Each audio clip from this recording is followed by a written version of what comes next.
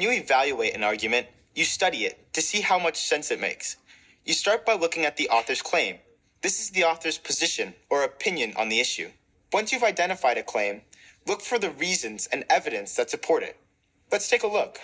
People under 18 should not be allowed to play violent video games. The graphic images in these games have a negative impact on young people. A recent study by the American Psychological Association showed that teens who played violent video games had higher heart rates, symptoms of physical illness, and more aggressive thoughts than teens who played non-violent games.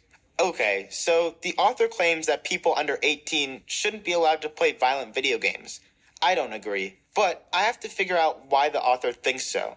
What's the reason? Because these games have a negative impact or bad effect on young people. Is that true? Don't get caught up in what you think. Stay focused on the author's argument. Look for the evidence to support that reason. Evidence can be facts, examples, statistics, quotations, anecdotes, pretty much anything from a trusted source. In this case, the evidence is that teens who played these games had higher heart rates, symptoms of physical illness, and aggressive thoughts. In other words, they felt sick and thought about hurting people. That definitely sounds negative. So, this evidence supports the reason that the author thinks kids shouldn't play them. Now, what about the source?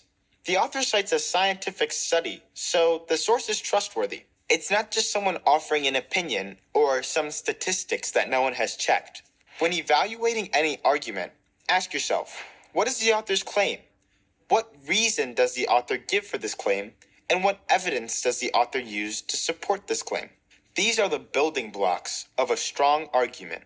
Knowing how to evaluate arguments has helped me think for myself and not believe everything that I read. I hope it helps you too.